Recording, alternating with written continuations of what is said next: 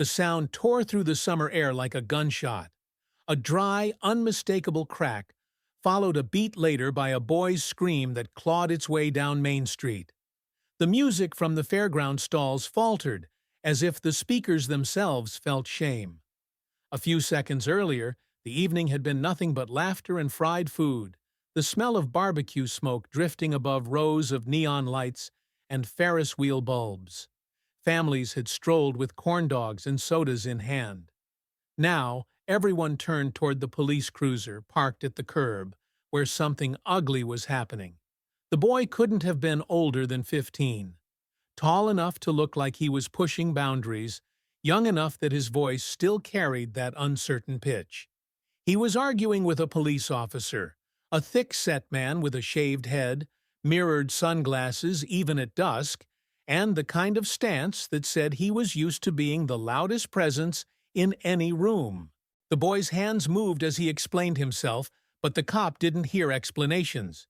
He saw defiance, and defiance in his mind had only one answer. People nearby slowed their steps, drawn to the confrontation. A woman with a stroller muttered, "What's going on?" Someone raised a phone. A group of teenagers hovered at the edge, whispering, daring each other to shout. The boy's voice cracked louder now. "I didn't do anything." The officer grabbed his wrist and twisted. The boy resisted, not with force, but with instinct, the way anyone would when pain blindsides them.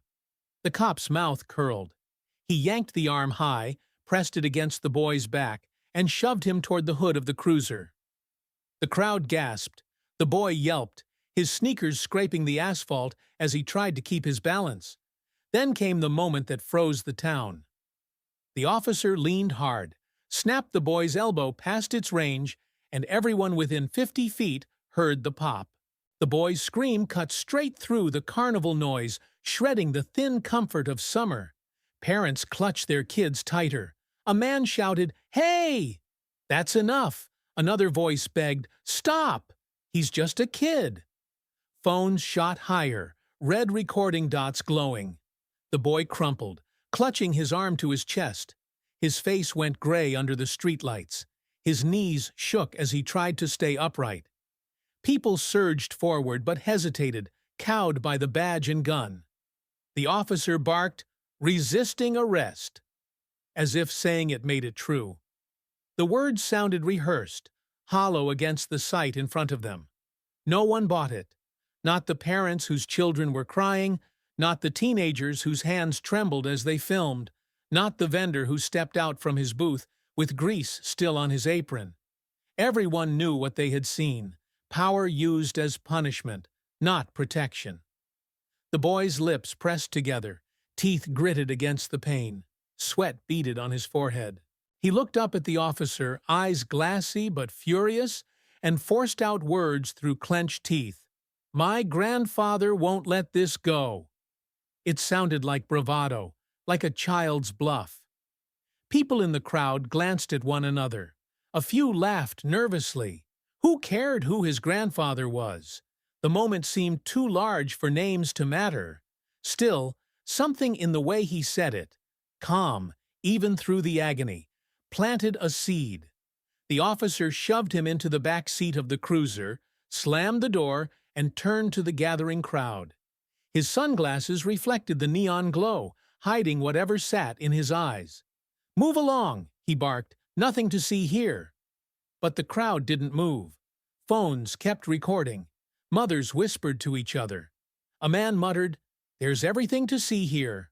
Someone shouted, "We've got it all on video." And another, "You broke his arm." The officer repeated the phrase again, louder, "Resisting arrest." But the words had lost their grip. The boy's cry still hung in the air like smoke. The carnival music had stopped altogether now. Only the hum of generators and the distant creak of the Ferris wheel remained. The summer night, once thick with laughter, had turned heavy, oppressive. As the cruiser pulled away, the crowd parted reluctantly. Some people waved their phones, promising each other they'd post the footage. Others argued in low voices. Maybe the kid had mouthed off, maybe he hadn't.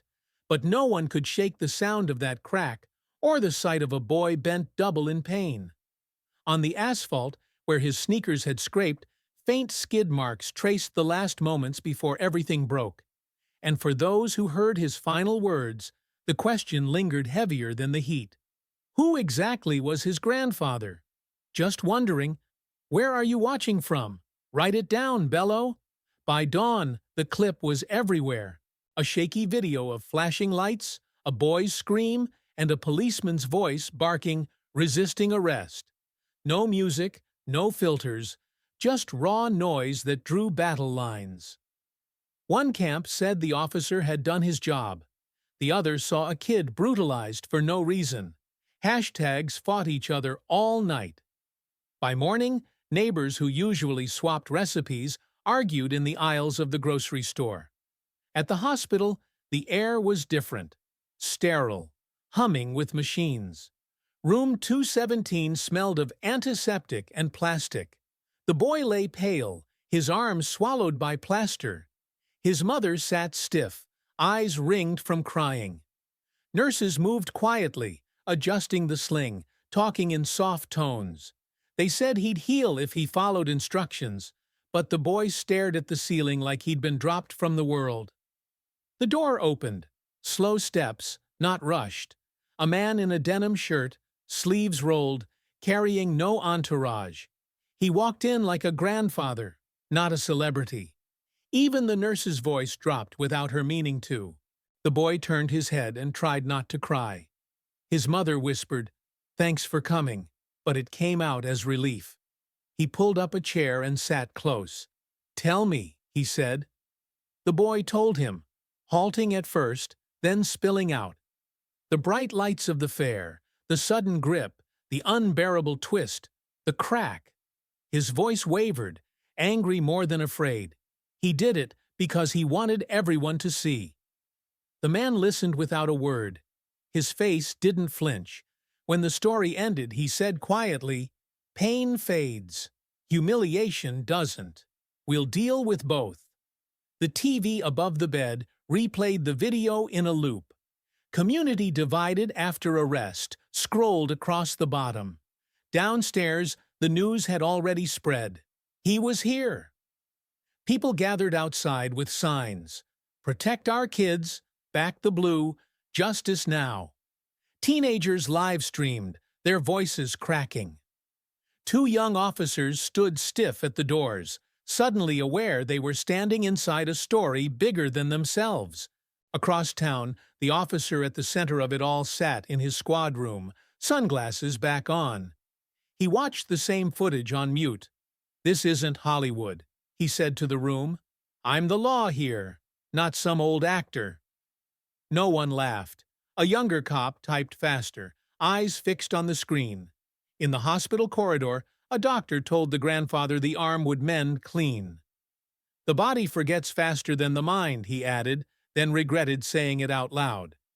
When the man stepped into the lobby, it felt like the town square had relocated indoors. Reporters shoved microphones forward. Strangers begged for selfies. He refused gently, not unkind, and walked out to the grass. The crowd adjusted around him, quieting without being asked. "You saw what I saw," he said, steady as if talking on a porch. "A boy hurt by a man who could have chosen otherwise." No applause, not yet. Just a silence pressing forward, waiting. "We won't make this a street fight," he continued. "We'll let the truth do its work." A reporter shouted, "Do you want him fired?" He considered the words. "I want him accountable." And the boy respected.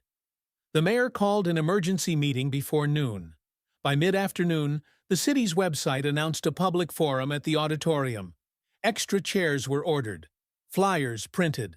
The air in town thickened like before a storm.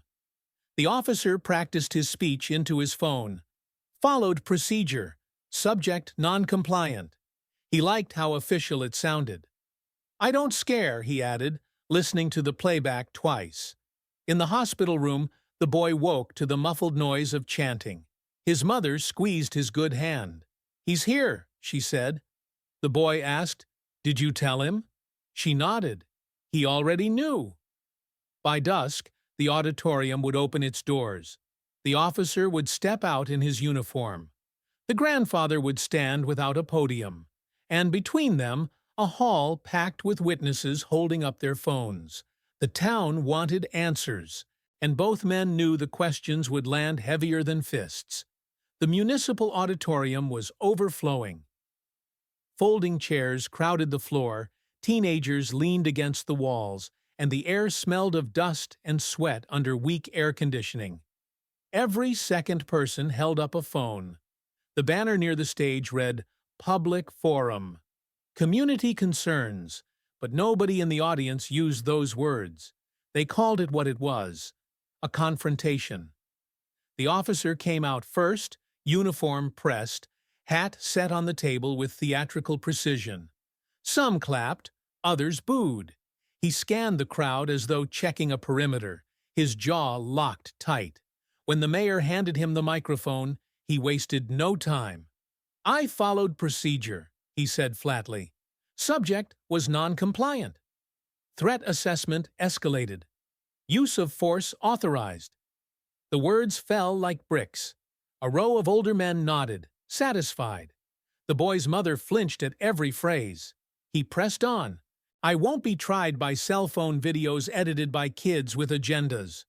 We live in a country of laws, not theatrics." That line split the hall clean in two. One half applauded, the other hissed. A teenager shouted, "We were there!" Someone else yelled, "He's a child!" The officer raised his palm like a judge. "A minor can still resist," he barked. "I was decisive, not aggressive." He liked how it sounded. You could see it settle in his chest. The mayor tried to calm the noise, but the shift in the room had already begun. Heads turned toward the aisle, where a figure moved steadily forward. No camera crew, no entourage, just a man in a plain shirt, walking like someone carrying water through fire. The silence came fast. He stepped onto the edge of the stage, nodding politely to the mayor, then took the mic. "I watched the same video you did," he said, his voice calm but carrying. "I didn't see instruction. I saw pain given, because it was possible murmurs spread through the hall." He continued, "Procedures exist, so power remembers it's borrowed. When you forget that, you call what you did decisive." His eyes locked on the officer as he spoke the word.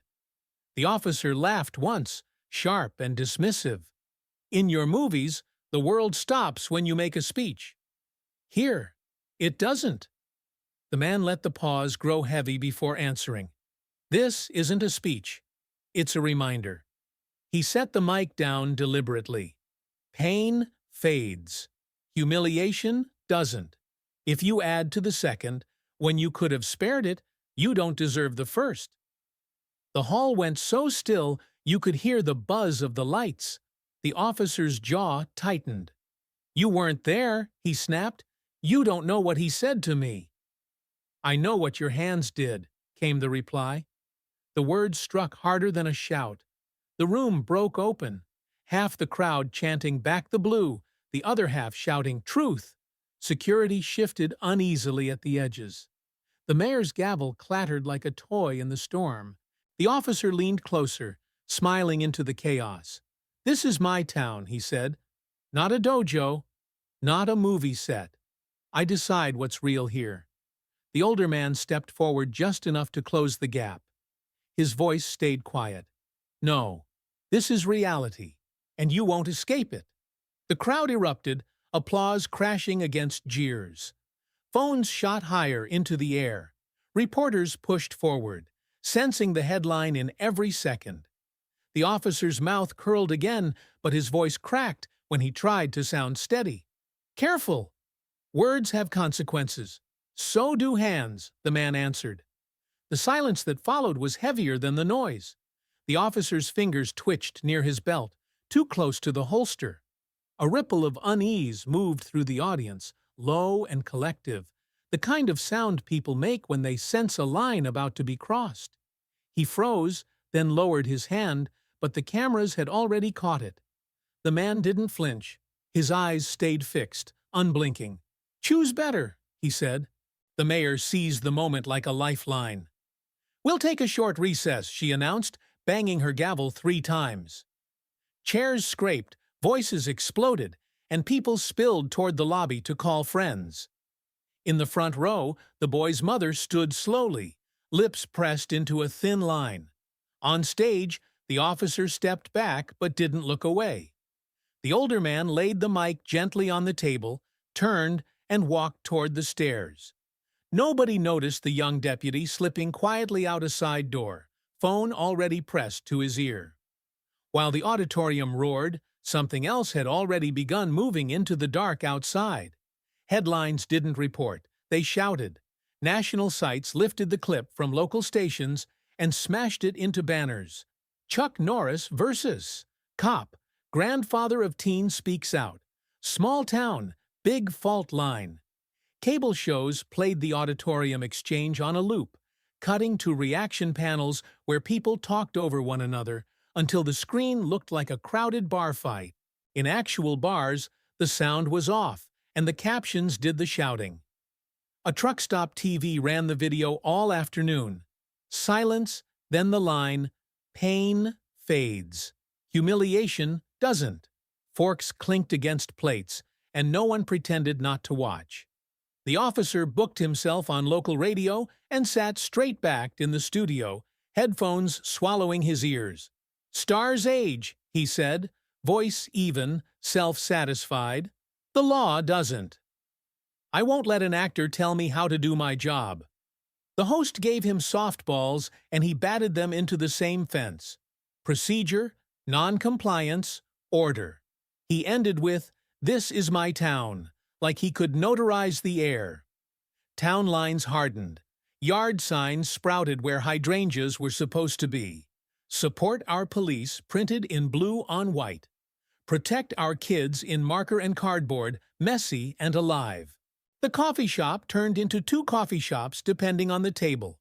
One where officers got free refills, one where mothers compared notes and asked if anyone else's teenager had nightmares.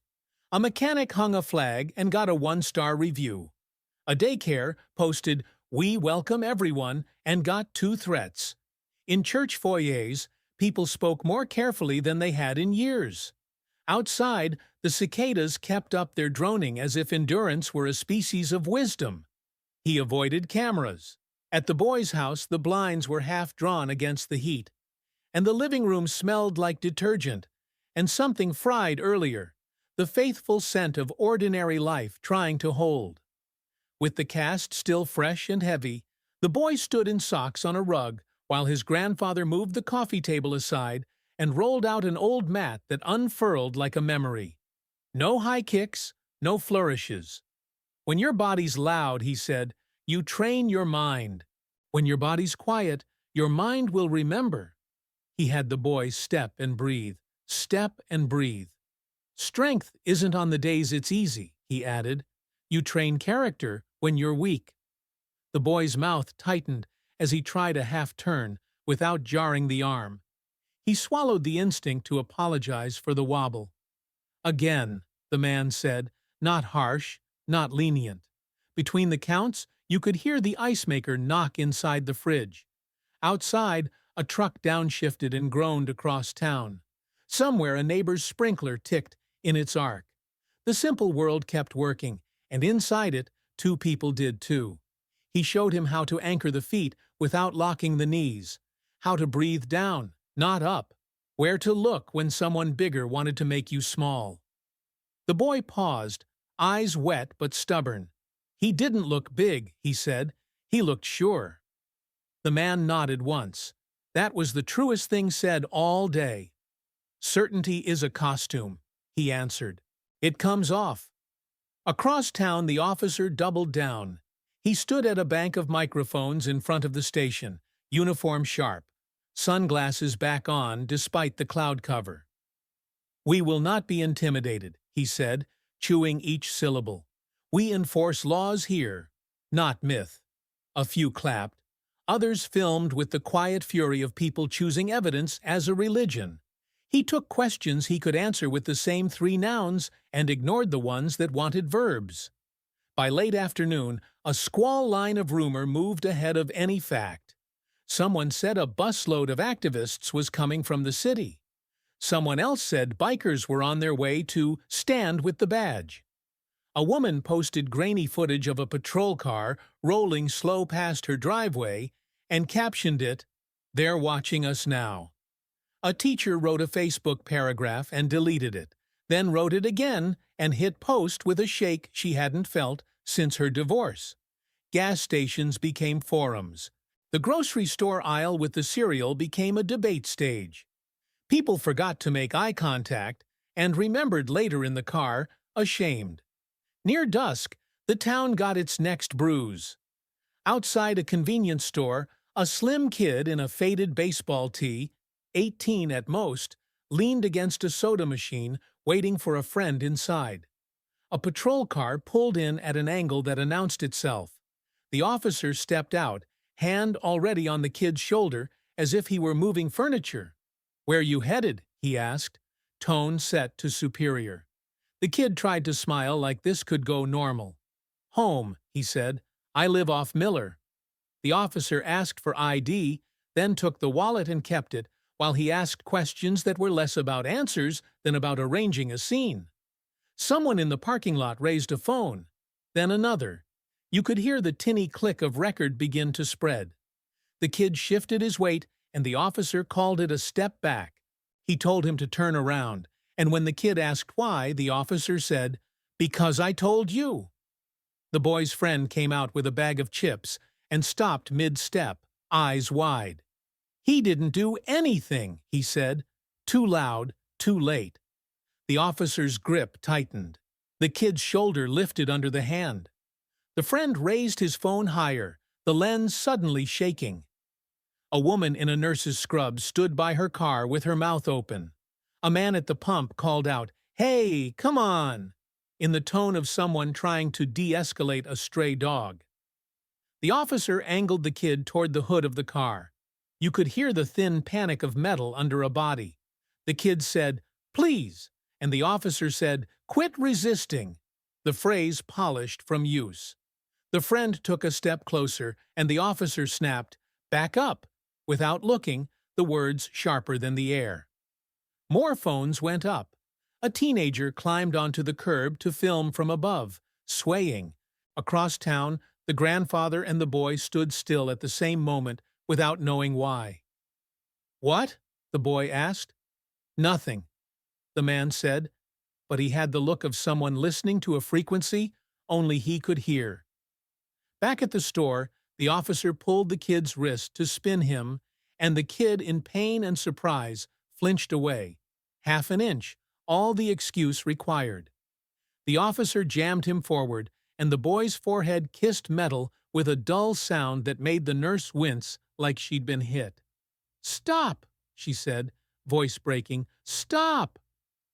The friend's footage caught the officer's face, set, pleased with his own certainty.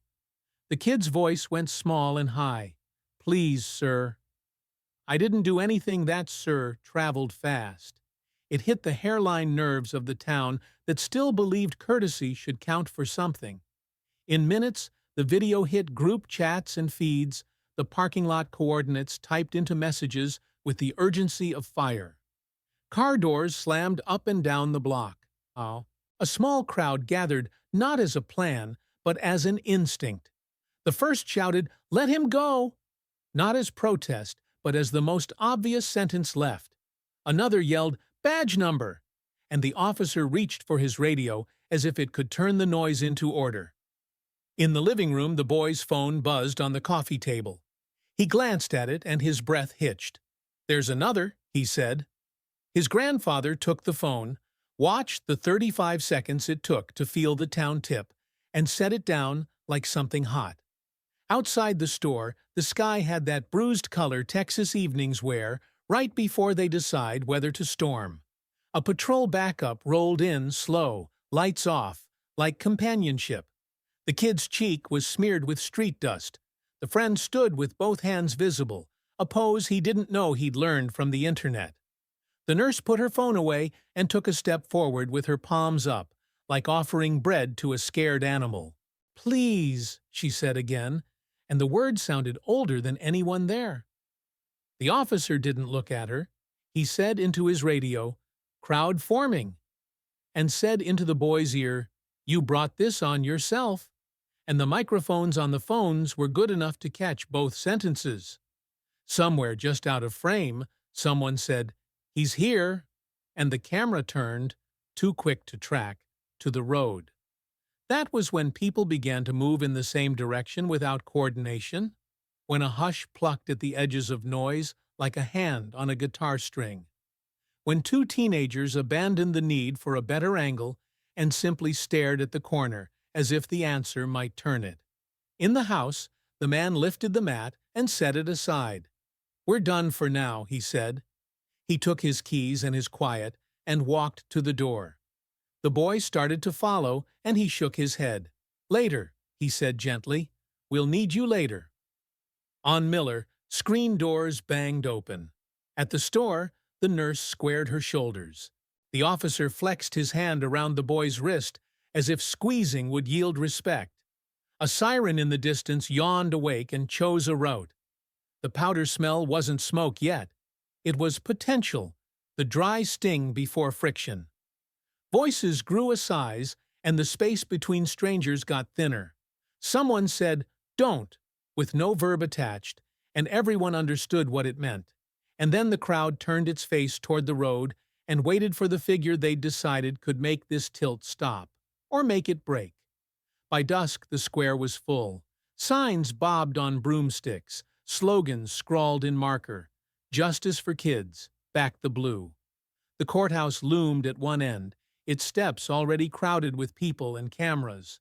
The air smelled of sweat and asphalt, still warm from the day. Chants clashed, "No more fear," answered by "Law and order." The noise rolled like a storm that hadn't decided where to break. Parents clutched children close. Teenagers filmed themselves yelling into phones, their screens glowing like fireflies in the darkening light. Then the officer appeared. He strode out of the station in full uniform, polished shoes and a badge that caught the last sun. He walked up the courthouse steps and stood above the crowd, smiling as if he'd won already. "This is my town," he shouted into a loudspeaker. "Here we live by law, not by the fantasies of faded stars." Cheers and boos tangled into one roar. The words settled like sparks in dry grass, but a ripple moved through the crowd, heads turning, phones rising. From the far edge of the square, a man walked slowly forward. No escort, no microphone, just a plain shirt and steady steps. People recognized him before they wanted to believe it. Chuck Norris. The chants faltered. Conversations died. The silence spread until the only sound was the officer's breath into the microphone. Norris stopped at the base of the steps. He didn't raise his hands or shout. He simply looked up. The stillness around him felt heavier than noise. The officer tried to fill the void. "Say something," he barked, voice cracking. "Or is that all you have left? Silence?" His words echoed but came back hollow. Norris didn't answer. He waited. That quiet drew the crowd closer, their attention sucked into the space between the two men. Finally, the officer couldn't stand it. He stormed down the steps, boots slapping stone. The crowd parted, phones tracking every movement. He stopped chest to chest with Norris, close enough for cameras to catch sweat on his jaw. "You don't belong here," he hissed. Then he shoved, hard. Gasps tore through the square. Norris didn't move. His hand closed around the officer's wrist, slow but certain, stopping the shove mid-air. The officer's face changed at once, confidence draining into shock. His knees bent against the pressure. Around them the crowd screamed, half in anger, half in awe. Norris leaned in just enough. His words came low, but every microphone caught them. "You broke my grandson's arm. That isn't strength. That's weakness." The officer strained, face red, free hand twitching near his belt, before thinking better of it. Phones zoomed close, recording every tremor in his jaw. The sound of the crowd swelled, shouts of "Lock him up!" clashing with "Let him go!" Sirens wailed at the edge of the square, but no one turned. Norris let go suddenly. The officer stumbled back, clutching his wrist, humiliated. The silence that followed pressed down heavier than the noise before it. For the first time, the crowd felt it. Power shifting in plain sight. For a single heartbeat, the square seemed frozen. The officer clutched his wrist, breath ragged, humiliated before thousands of eyes. The silence was suffocating, then suddenly shattered. Shouts, whistles, cries. The roar split the night into jagged pieces. Some voices screamed, "He attacked an officer." Others, louder, shot back, "We saw it. Self-defense." The two waves collided, breaking into chaos. Journalists pressed forward with cameras raised high, wires tangling like vines across the pavement. Children cried into their parents' shoulders. The smell of sweat and asphalt was now threaded with panic, as if fear had its own scent. The officer's face twisted, pale and furious. He ripped his baton free with a sharp metallic snap. "This isn't over," he howled. "Norris, you don't know who you're dealing with." His voice cracked, but his grip was tight, knuckles bone white. The baton cut through the air, a blur under the courthouse lights. People screamed, stumbling back. A woman dropped her sign. A man dragged his daughter behind him. For a fraction of a second, the weapon's arc pointed not just at Norris, but at the crowd itself. Norris moved before thought could catch up. A sidestep, so smooth it seemed the world had slowed. His hand snapped onto the officer's wrist with precision. A twist, not cruel, not reckless, just exact. The baton rattled onto the pavement. The officer dropped to his knees, gasping, rage collapsing into shock. The square went silent again. The cameras caught everything. The officer kneeling, the weapon abandoned. Norris standing over him without triumph. Not a victor, just immovable. "I'm not your enemy," Norris said, voice steady and low, but it carried across the square. "You are your own enemy." The crowd erupted, this time with a sound that was part cheer, part cry of release. Some clapped, others screamed, and many just shouted his name, their voices raw. Reporters yelled questions into microphones.